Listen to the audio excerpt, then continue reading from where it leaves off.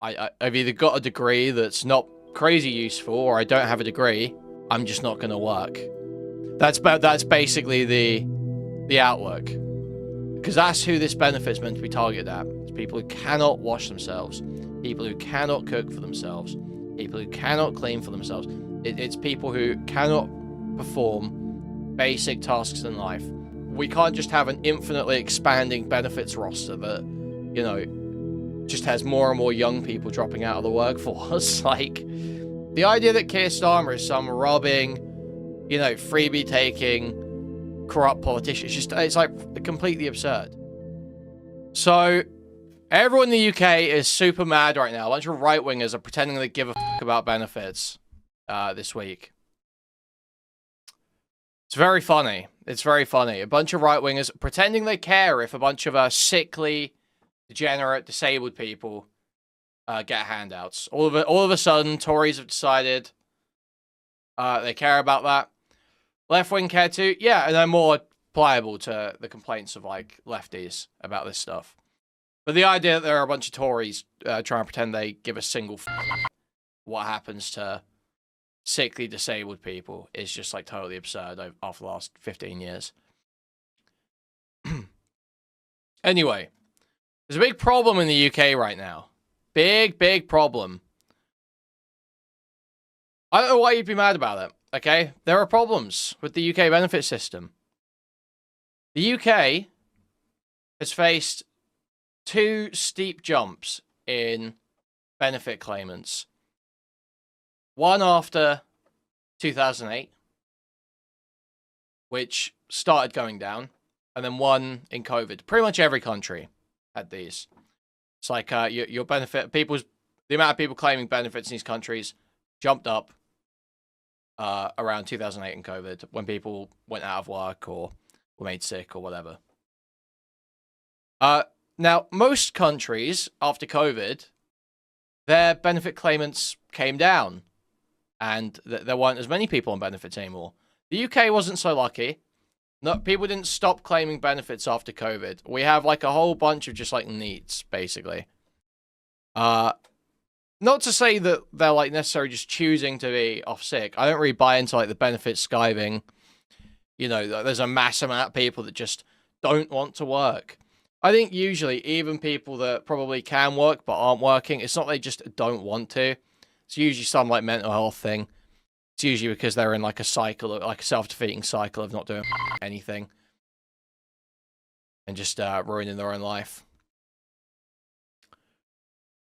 But regardless, we do obviously have a bunch of people on benefits who probably shouldn't be. And nothing's really being done about it. It's just going to keep, the bill is just going to keep going up unless there's something done.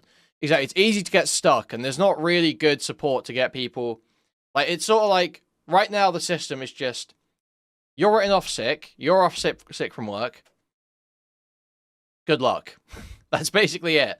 There's no one checking on you, being like, yo, are you feeling close to getting to work? Is there anything we can do to help you get into work? What sort of jobs can you do? Is there any sorts of jobs I can look for? There's nothing like that going on. It's just like you're given the money and you're left to your own devices. So Labour kind of, from my understanding, want to reform it and basically make sure that people are more supported into getting into work, but also make it more difficult to claim some of the increased benefits. So that sounds fine to me, if it plays out that way. However, obviously, there's a lot of concern that it's just going to be a huge cut to benefits, and the sickliest people are going to be worst affected. But it's not as simple as that. Like, everyone's got such a simple solution to stuff. The young people mental health thing would be solved if they invest in mental health services rather than the endless rounds of shitty CBT. The old people, they don't even have a solution for. It's not as simple as just, you know, spring up mental health care. Just make it so all the young people's mental health is dealt with. It's like not that simple. It's like mental health itself isn't just like it's not just like we're asking for antibiotics to be handed out here, is it? It's like a much more complicated societal issue than just a typical illness. It's not really just a throw throw a bit of money at it and fix it kind of problem. There's a lot of people that are stuck in a rut that's difficult to get out of already. So there's a lot of problems that just won't be fixed by throwing money at mental health. But whatever. Let's read this article anyway. It's from The Big Issue. Everyone in the UK will know The Big Issue from being harassed by homeless people about it. So let's see what they've got to say. Labour has announced its plans to slash the welfare bill and push more people claiming disability benefits into work. So this is the other thing. They're like reporting a saving right now, which I believe comes from basically they're changing the criteria of, it's like the assisted living payment, where if you can't wash yourself, can't cook for yourself, that sort of thing, there's an additional payment that you can get. They're changing the criteria to basically make it so if you're not physically disabled, you can't really get that one.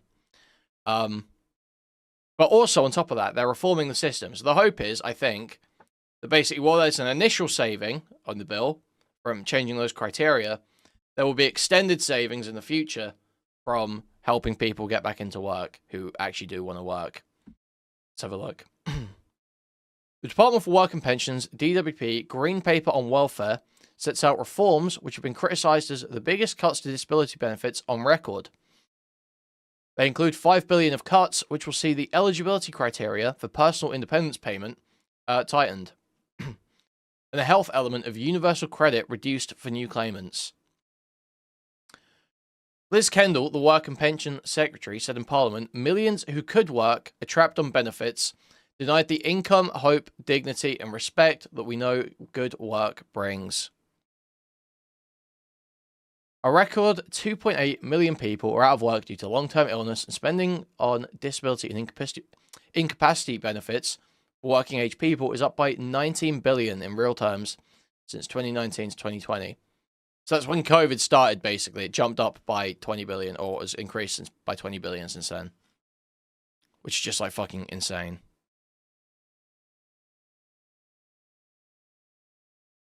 Thank you for the 70 sec. The problem with beggars was when they started taking digital payments. Thank you. Just good either.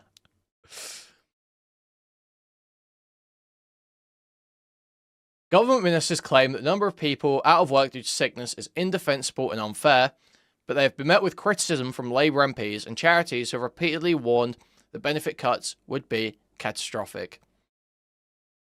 So, it's just like,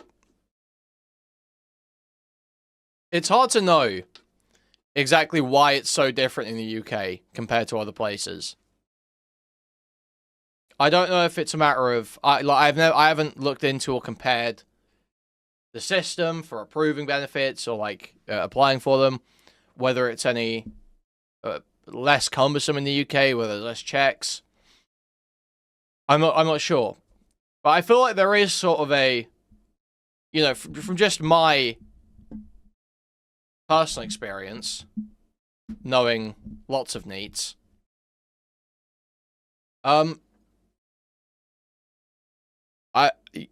I think it's basically just about, like, the opportunity fucking sucks. There is no vision for their future being any better than their shitty life is now. And they just basically opt out. That's basically it. That's like how pretty much every NEET I've known has been is like, I don't think I'm smart enough to be like some kind of fucking coder or something. I've either got a degree that's not crazy useful, or I don't have a degree. I have to get a job in a pub or restaurant at McDonald's or something. I'm just not going to work. That's basically the outlook.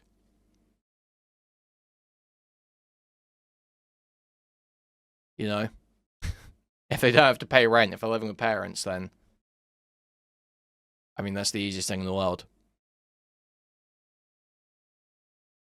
You are focused on NEETs and young people. The vast majority of people claiming are over 35. Sure, but you get more likely, like, there's going to be, I would assume anyway, that people who are over 35 are more likely to need it. There's probably a higher chance of you being ill enough to justify taking a long period off work, or not taking work, or not working at all from that point past 35 than when you're younger.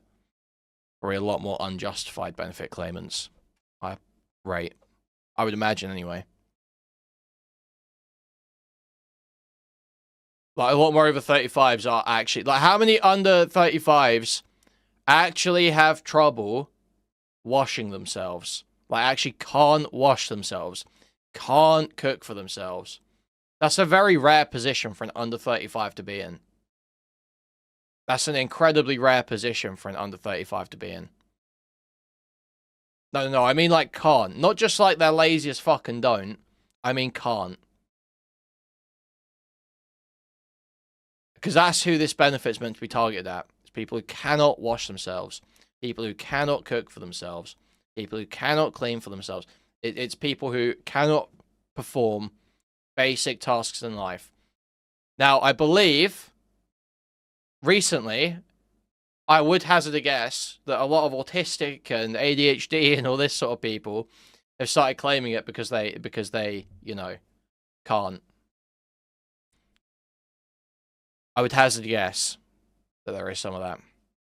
No, it's not about in-home assistance. It's the it's something called the Personal Independence Payment, PIP. And there's two components to that. There's basically like just the base level, here's your payment to get on with your life. And there's another one that's like, if you can't do shit for yourself at home, here's an extra payment we give you on top of that to buy stuff that might make it easier, or pay someone. Yeah, for daily and mobility tasks. Okay. They've argued that disabled and ill people will be pushed into poverty by the cuts, putting greater pressure on public services, including the NHS and social care. Cuts will also likely lead to worsening mental and physical health, which could push people further away from the workplace. Elements of the government's plan have been broadly welcomed, including the premise of personalised and tailored employment support for people, including those with severe health conditions. So that's good, right? That's the main thing, is it's got to be coupled with reforms that actually help the people who are on benefits. Because no fucking Labour supporter wants to just totally ditch everyone on benefits and say, fuck you, you're a bunch of malingerers, you know, starve. No one wants that. But at the same time, we can't just have an infinitely expanding benefits roster that, you know, just has more and more young people dropping out of the workforce. Like, that's not a sustainable answer in any way. Especially when we've already got so many fucking old people who are claiming so much of the entitlements and benefits in the country, taking up so much fucking money. Young people got to be working, unfortunately. That's the way it be. The experts said they fear that the cuts will erode trust in the DWP, and that means people are less likely to engage with employment support. Eligibility criteria tightened, so fewer people will be eligible for PIP under Labour's proposals. The DWP has announced that a minimum of 4 points must be scored on one daily living activity to receive the daily living element of the disability benefit. So it's basically, they're basically, which call it means testing. They're introducing like a point score system for the higher tier payment, for the increased payment, to make sure that you actually will be unable to do those tasks. The requirement will need to be met in addition to the existing PIP eligibility criteria. Mobility element of PIP will not be affected. Okay. No reassessments, people living with severe disabilities or illness.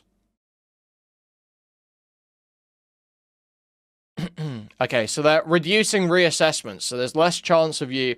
If you're, like, properly disabled, if you're fucking mullered, there is less chance of you getting that shit taken away because they've come for an assessment and decided you can actually go shower yourself. They're reducing the assessments. Work capability assessment scrapped, but Tory changes not taken forward. Labour has decided not to take the previous government's proposed interim changes to the work capability assessment, which would have seen hundreds of thousands of people miss out on support by 2029. Follows a consultation to these changes being ruled unlawful. will continue to scrap the work capability assessment, use the PIP assessment to assess the entitlement for the health element of the universal credit. Eligibility for this will be based on the impact of disability on daily living, not on the capacity to work. Okay.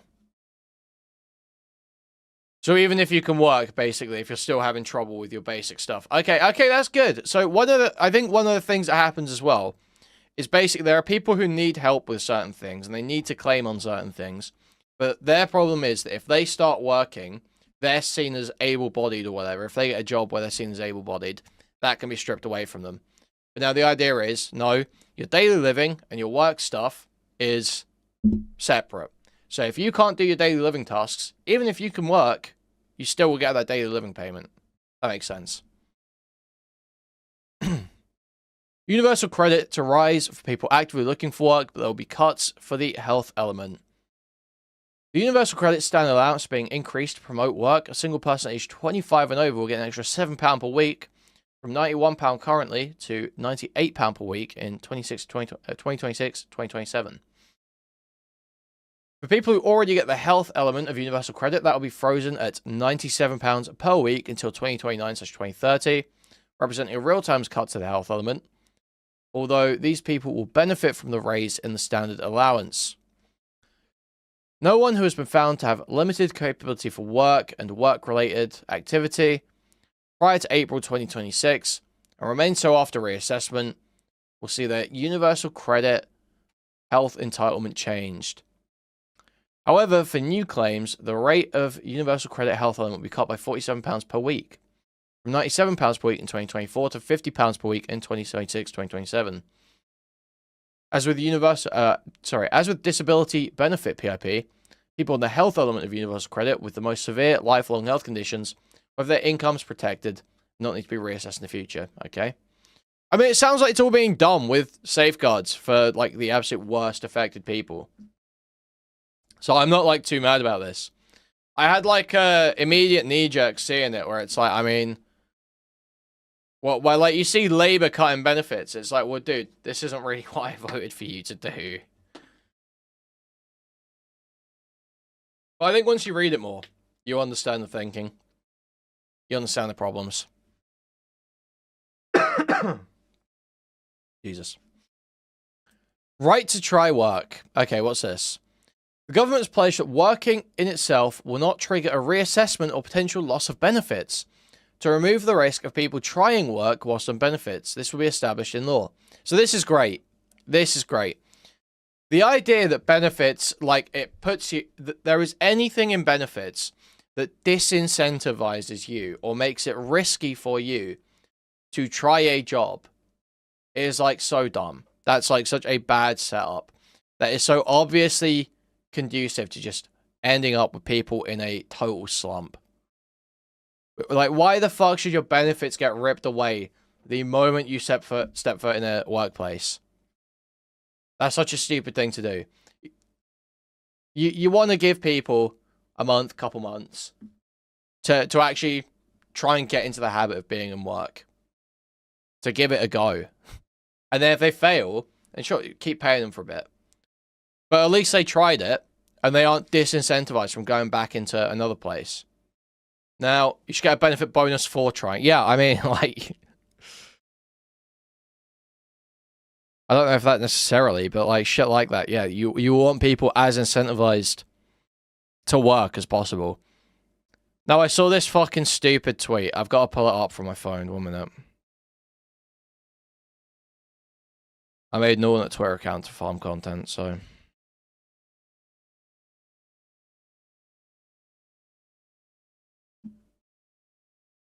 Just not signed in on my computer.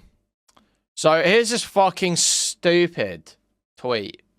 And I see so much shit like this going around, man.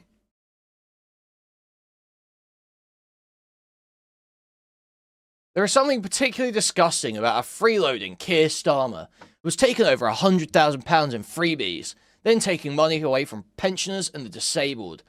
So this is just so fucking stupid. Not only does obviously every MP claim expenses, claim gifts that are given to them by donors, but this is the most dishonest presentation.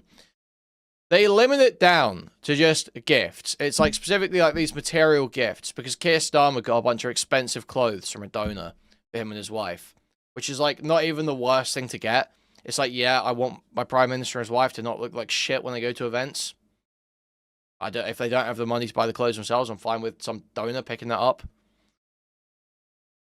Well, let's just look at this. They've limited just to gifts, been very specific here. I think it's only people that are in Westminster right now as well. I'm not 100% on that, but I believe so. So it doesn't include like Boris Johnson and shit like that. Let's take a look at this little scandal that happened a couple years ago. Downing Street refurbishment controversy. The financing of the 2020 refurbishment of a flat above 11 Downing Street, the official residence of the British Chancellor of the Exchequer, became the subject of a controversy in 2021 when allegations were made in the press as to whether an undisclosed loan was used initially to help finance it. An electoral commission inquiry found that the Conservative Party had not accurately reported donations to the party and imposed a £17,000 fine on the party. So, what were the amount of donations here? The Prime Minister receives an annual allowance of £30,000 to maintain and furnish his private residence above 11 Downing Street. Any expenses above this amount must be covered by the Prime Minister himself. Johnson's renovations in 2020 cost £112,000. So they're bitching about Keir Starmer 100,000 total gifts since 2019. Meanwhile, Boris Johnson £100,000 renovation in a single shot, one thing, one fell swoop, and he's easily cleared Keir Starmer's total for 5 years, for 6 years. It's like the most retarded propaganda in the world. The idea that Keir Starmer is some robbing, freebie-taking, corrupt politician, it's like completely absurd. They have to completely distort the truth and ignore the last 6 years of just flagrant corruption that happened on the Conservative Party. You only need to look at the COVID contracts that are being handed out and shit like that. The level of corruption was absurd. They were such pieces of shit, such wretched pieces of shit who stuck to no rules. Keir Starmer declares his shit. If he gets a gift, he speaks to his ethics advisor and he goes and declares it. Boris Johnson was doing everything he could to hide these donations until it was absolutely forced out of him. Until it was absolutely forced for him to take accountability for this stuff. So the comparison, any sort of like complaints about shit is just slightly fucking absurd. The idea that you're a hypocrite because you make changes to the benefits bill when you receive freebies is like, fuck it, it's like so dumb. Like, just Conservatives are trying anything they can. Like, they're attacking him on any angle they possibly can. Even though they agree with this policy, they probably think it doesn't go far enough. They fundamentally agree with the policy. Yet they still find ways to attack. It's just like so annoying. It's the same thing with the winter fuel payment. A few months ago, Keir Starmer cut the winter fuel payment, which was basically a universal payment that went out to like all pensioners to make sure they could pay for their heating in the winter. And it wasn't means tested. It was like a shit policy that wasted a ton of money on just these fucking old losers with loads of money that could easily afford their own heating. And Tories knew that. Tories knew it was a stupid policy. Tories knew it was way too giving. And yet they still attacked him over it. They still played the, oh, you're making old people die. You're making old people freeze to death. When they knew it was a terrible policy. They just didn't have the balls to remove it when they were in office. It's like Keir Starmer comes in and makes the economically intelligent, though compassionate decision. Tories are like, wow, you're such a piece of shit. When they were stuck between being too terrified to make the hard decisions and being forced into awful policy decisions to impress the Daily Mail. Like doing the Rwanda scheme, wasting endless money on that. It's just so fucking stupid. It's so absurd. And they still try and play the, headline politics game. The you're robbing the most ill, sickly people in the world game. Bro, that ain't you. That ain't the Tories. How many old people actually died? They were estimating like 50,000. I think it was less than 1,000. Yeah, if I were to guess, I don't know. This is pure guessing. There were probably people estimating it by basically saying, well, if the whole winter fuel payment was gone, how many of them would die? But that's not actually really what happened. It was more just like means tested, basically. They had a legitimate point on the farmer tax? What do you mean? I agree that inheritance taxes aren't always the best way of raising revenue. And farmers will get... Raping farmers is a bad move. They're quite important for, like, rural culture. They don't actually... Like, they, If you're, like, someone who cares about Britain and, like, the image of Britain, it's important that you have farmers. Because it's, like, there's huge amounts of, like, land and small, like, rural institutions that are basically purely held up by farmer money and farmer business, like primary schools and like out in the sticks and shit like that. So if you like end these small farms, like family farms and shit, you do away with like a whole bunch of like culture that's a culture and heritage.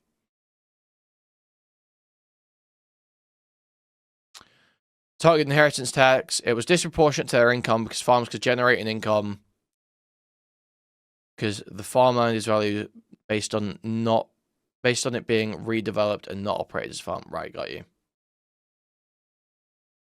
Got you. Yeah, so it kind of forces them to like basically quit farming. The idea is there that because the value is based on it being redeveloped and not operated as a farm, the redevelopment value is higher because farms don't actually make that much money and survive off of government subsidies and tax breaks and all this shit. So they're basically essentially soft forcing farmers to quit if that sort of policy is made. You're like gradually forcing out family farmers and small farms over time. Because the bill is scaled. It's like incentivizing redevelopment, basically. Getting rid of the farm. Which you don't want if you care about the image of Britain or British culture or whatever the fuck. Which a lot of people do. I'm not huge on it, but lots of people care about that stuff. WTF is a stream layout. This is an article reading layout. What the fuck do you mean? I don't think it was scrapped yet. Do you watch a Lotus Eaters video?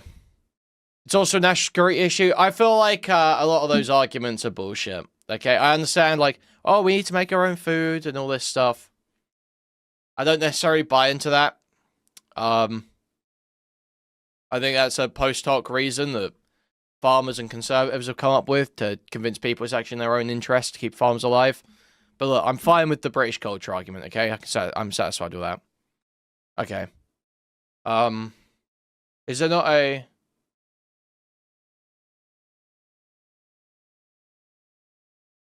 Oh wait, we've got a Starmer video. Let's see this.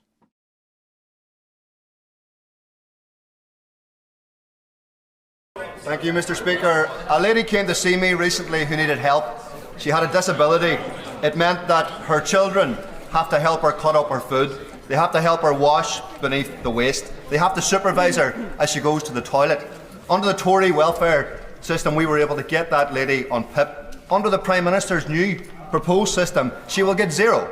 Nothing. And after 14 years of the Tory government, and many of us wanting to see the back of them, can the Prime Minister answer one question? What was the point if Labour are going to do this? Prime Minister. I think that's a common sentiment, which is unfortunate because I don't think it's a justified one. I think there is actually some good reforms being made here. I don't think it is all just like cutting and ruining everything. Mr. Speaker, I've lived with the impact of a disability in our family through my mother and brother all my life. I do understand the human impact of this, but the current system is morally and economically indefensible. and we're right to reform it. And nobody should be defending the broken status quo. We are proceeding on three principles: that if you can work, you should work. If you need help into work, the state should help you, not hinder you. And if you can never work, you must be supported and protected. They are the right principles, but we can't leave the current system as it is. I know that members across this House will like... People really need to engage with the argument the other side was or would be worse. It's really not deeper than that in most cases. Dude, where is it? Where's that one Tony Blair speech? Because you were effectively saying we've done nothing for anybody.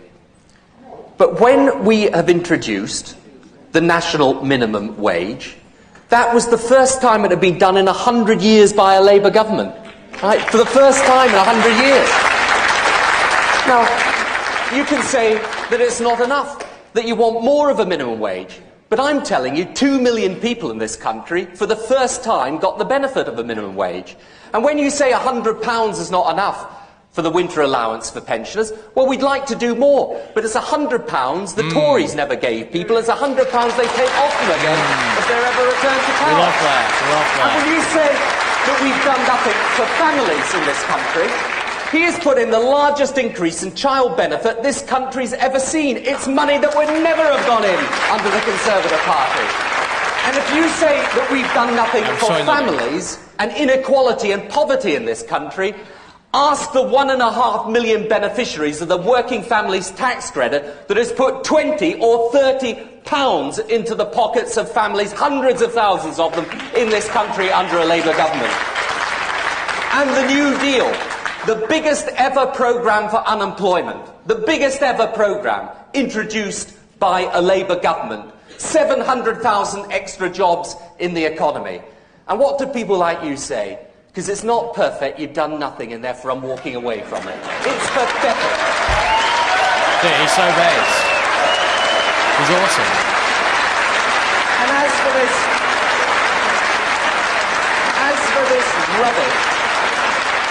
this rubbish that we took the whole of the social services budget and blew it on Kosovo, first of all, the figures are nonsense. Secondly, I want to tell you this about Kosovo. I think the day that this movement, with its values, when we could do something about it, would walk away from the worst case of ethnic cleansing and racial genocide since World War II, we'd have something to be ashamed of. Whoops. Oh. We couldn't be ignoring one of those right now, could we? Whoops. Ooh. Okay, anyway. What's Keir Starmer's response here? GPs, dentists, community pharmacists and care homes who are all deeply worried about the impact of the national insurance rise Cut that. on the services they provide to patients.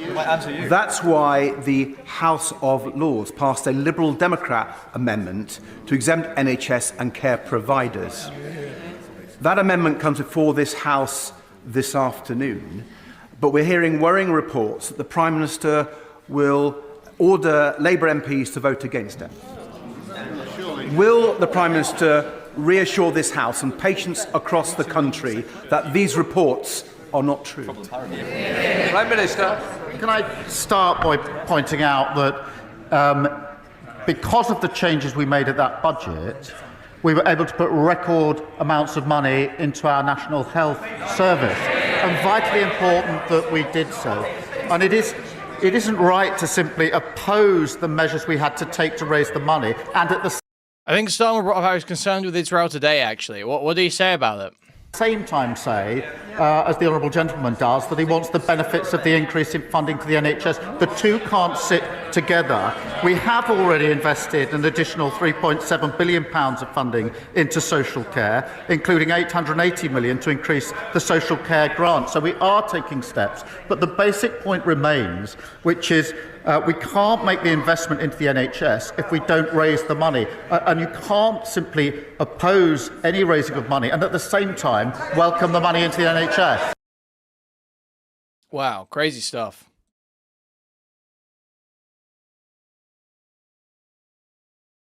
Okay.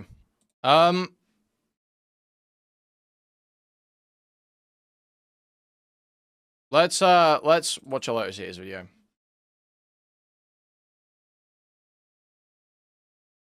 I'm gonna smoke and then we'll cover Harry Sisson. Okay, moving on from the benefit stuff. Epic benefit stuff. I'm right about the benefit stuff. Fuck everyone else. My understanding's awesome.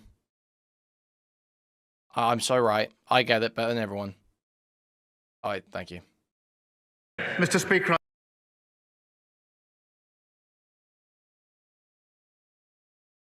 Wait, what is this? Keir Starmer grilled at PMQs. Mr. Speaker, I'm deep. As benefit cuts plan savaged by Diane Abbott. Yeah, I don't get the feeling that Diane Abbott savaged anything, to be quite honest. I'll believe that when I see it. Show me what she said. Show me what this stupid bitch said. Sorry, I don't mean that. There is nothing moral about cutting benefits Silly cow. for what may be up to 1 million people. This is not about morality. This is about the Treasury's wish to balance the country's books on the back of the most vulnerable You're gonna get arrested? and True. poor people in this society. Thank you, Mr. Speaker. Last night I spoke to President Zelensky to discuss progress that... Mr. Speaker, this week our esteemed high racist Kuihman finally finished his streaming setup. Will the Prime Minister join me in congratulating Kuihman on his clearly DIY shiplad background and Etsy lights? It's not an Etsy light at all. There's no Etsy lights. This is like an actual lamp. I bought an actual lamp from a furniture store.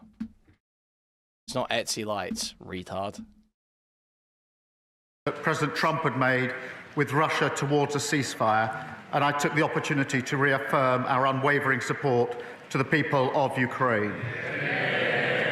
Mr. Speaker, I'm deeply concerned about the resumption of Israeli military action in Gaza. The images of parents carrying their children, young children, to hospitals have emerged over the last few days are truly shocking, alongside the sheer number of people who've been killed. And we will do all that we can to ensure the resumption of the ceasefire, to get the remaining hostages out and to get aid that's desperately needed in. Mr. Speaker, the whole House will want to celebrate the extraordinary life of Group Captain John Paddy Hemingway, the last... When will Red Bar evaluate your set? I hope never. I hope never, personally. My set sucks, okay? Look, my set is nothing on Red Bar's set. It's just like, it looks slightly better. To me, this is a slight improvement over the average streamer set. I'm not sat in like a plain white wall with like some blue LEDs or purple LEDs, some bisexual lighting, and like a black metal shelving unit behind me in like a sterile apartment, okay?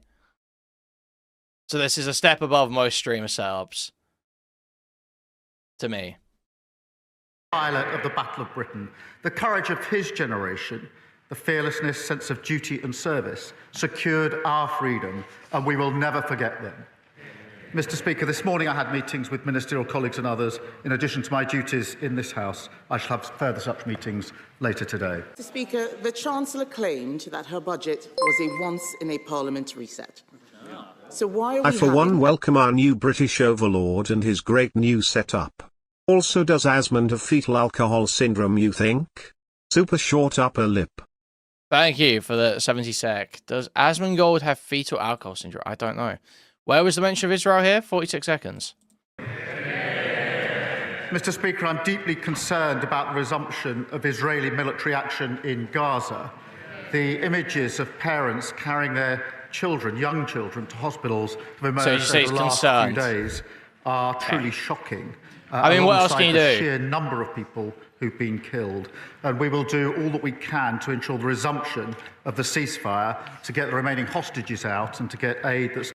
I mean, yeah, that's all you can say. Like, I'm sorry, America have signed off on the complete, you know, obliteration of Gaza. Sorry, bad news, guys. Sorry, I hate to tell you guys. America have kind of said, that's okay, go for it. International courts and all this shit don't really work unless America's on board. Okay. Donations are down. I don't know what you're talking about. I don't know what you mean, Dan. But I will ban you, no problem. I can even find you. Have you already been taken care of? I can't even see you. There you are. Sure, no problem. Okay.